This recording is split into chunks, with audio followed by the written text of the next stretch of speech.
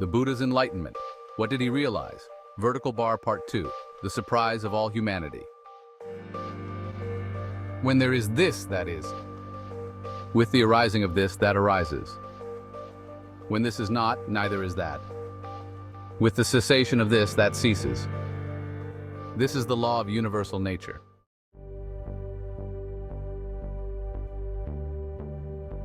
The concept of dependent origination, or paticcasamuppada, was developed by the spiritual teacher Siddhartha Gautama, who became known as the Buddha upon enlightenment.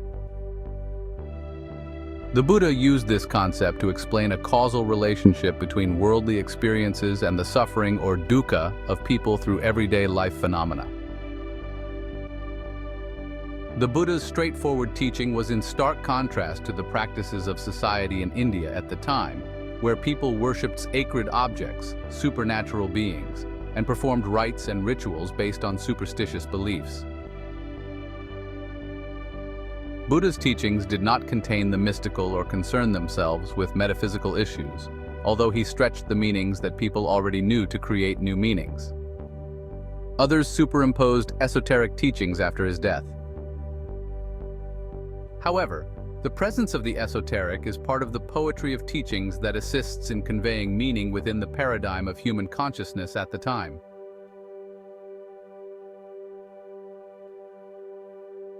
The mechanistic view versus dependent origination.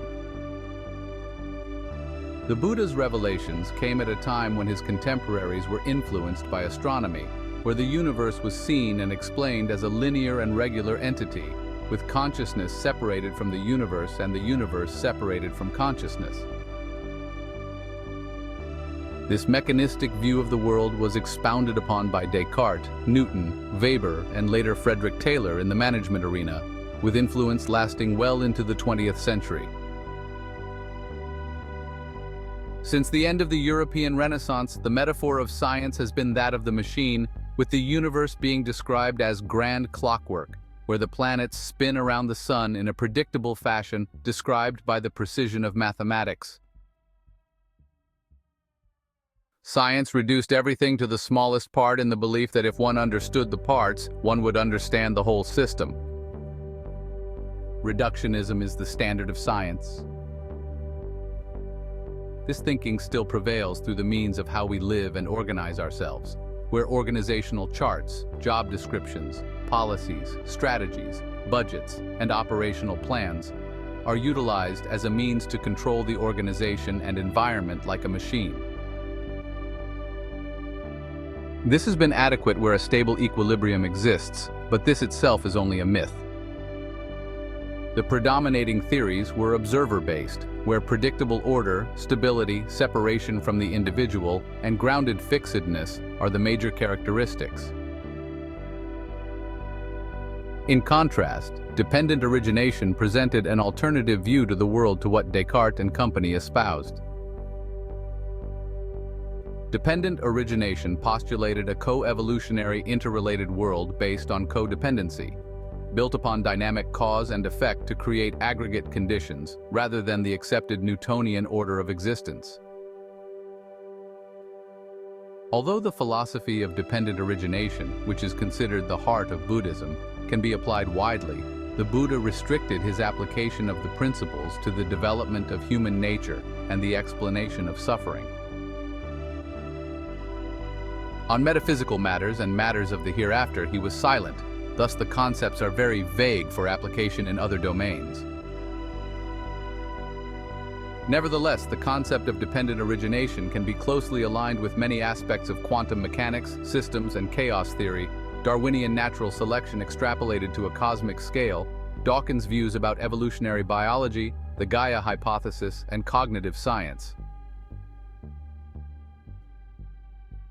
The concept of dependent origination distinguishes Buddhism from religion, as according to dependent origination, a creator is not necessary in forming the cosmos, which has been postulated to evolve through causal dependence in a similar view taken by Hawking and Mlodinow.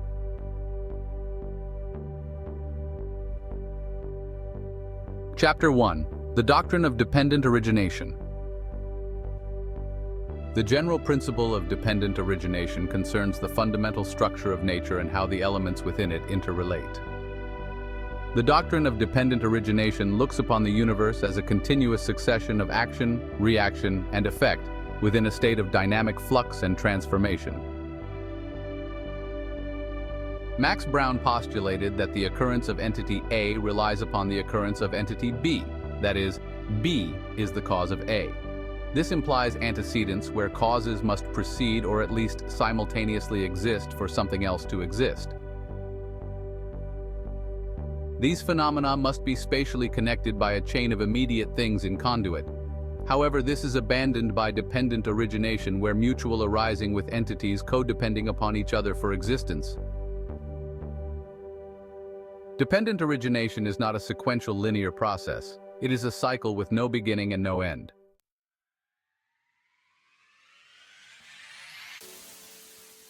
Charles Darwin, in the last paragraph of The Origin of Species, wrote, "It is interesting to contemplate a tangled bank, clothed with many plants of many kinds, with birds singing on the bushes, with various insects flitting about, and with worms crawling through the damp earth, and to reflect that these elaborately constructed forms, so different from each other, and dependent upon each other in so complex a manner, have all been produced by laws acting around us."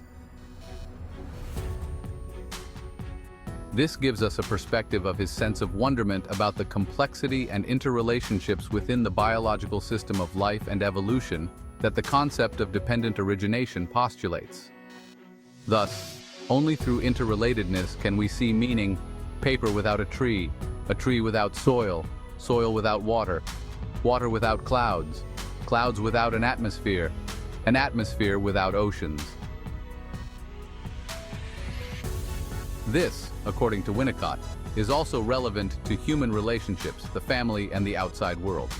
A child and a parent and a partner, partners and family, family and friends, friends and humanity, humanity and nature. Everything in the realms of nature and humanity are dependent upon each other for existence. There is no such thing as chance. Every event is a result of the consequences of previous events, accumulating as multiple influences upon what is. Therefore, the notion of chance depends upon preconditions. As nothing exists in isolation, everything depends upon predeterminants that are not sequential or required to arise in any particular order. This is in great contrast to the classical paradigm, where the universe was deemed to be predictable, like billiard balls rolling upon a table. Metaphorically, quantum behavior is also attuned to human behavior, which is much less predictable and impossible to measure through mathematics, where only probability can be predicted through heuristics. Dependent origination as a universal heuristic would look something like Figure 2. The lines represent an interplay of two causal factors, one linear and the other synchronic, that contribute to a non-linear pattern. Lines 2 and 4 are linear and connect past events over time to the present and ground the future. Lines 1 and 3 are synchronic and connect objects and events to the present moment. These two basic principles intersect, representing that all events are influenced by the two sets of conditions. Structurally, this divides the system into parts, connecting the past, present, and future together. The past and present circumstances determine the present, which creates consequences for the future. However, don't confuse time itself as a determinant, as time is itself a man-made invention, a construct. Only a cyclic time exists relative to arising and cessation. Time itself does not directly influence events. Time can only be used to explain what happens within its relativity metaphor framework. Every event takes place in a context determined by the combined influence of past events, what was, and present circumstances. Every event has repercussions in the present, with reverberations extending into the future, what will be. The strength of the influence will depend upon the intensity of the event. Sometimes events reverberate and amplify an effect, and sometimes events may suppress an event. However, this is not the result of a chain of causes leading to effects strung over time. Any event may be affected by a past event and present circumstances, which may lead to unexpected feedback loops during the causal process. Due to this possibility of any event happening at any time, the causation or arising process is extremely fluid and complex. The Pali explains the phenomena using the metaphor of water rather than the wheel of samsara. Thus, metaphors such as ebb and flow are much more suitable than sequencity.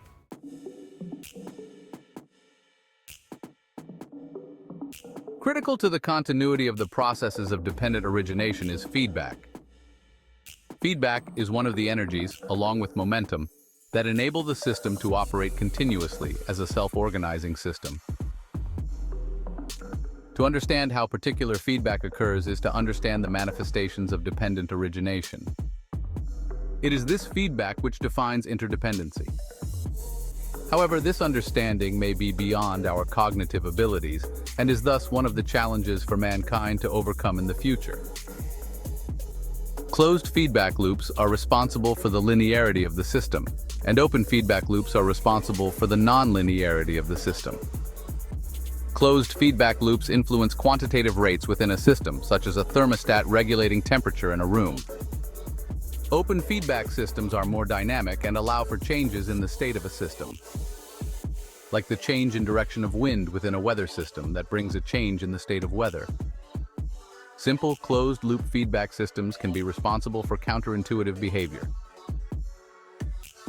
For example, we usually overcorrect heater thermostat systems which lead to oscillations in room temperature until we find a stable range. This is very similar to a free market pricing mechanism in economics, where an increase in price leads to the entry of new producers until supply outstrips demand and the price decreases to a level where producers leave the industry, leading to supply shortages and increases in prices once again in a continuous cycle. Open systems tend to operate with multi-loop nonlinear feedback systems where many variables provide for unpredictable results. It is the interaction of counter-reactive feedback loops that provide the unpredictability and chaos within the system. Mathematical formulas are centered on linearity and cannot predict the outcome of a system that is both emergent and a self-organizing system. As the number of feedback loops increases, the complexity of the system increases exponentially. If one traces back the stream of events, no root causes can be found for anything. Events are an emergence, a natural evolution where there is a mutually arising. Open systems are just too complex to determine any single cause, and selecting single causes to explain phenomena would just delude reality. Consequently, there is no beginning and end, just a continuous flow of events.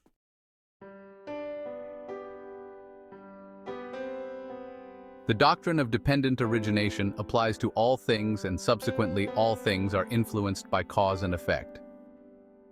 Kamaniyama, the law of karma, determines future behavior. All events and phenomena produce karma. Karma is the potential generated by cause and effect or the interrelationships between dynamic entities.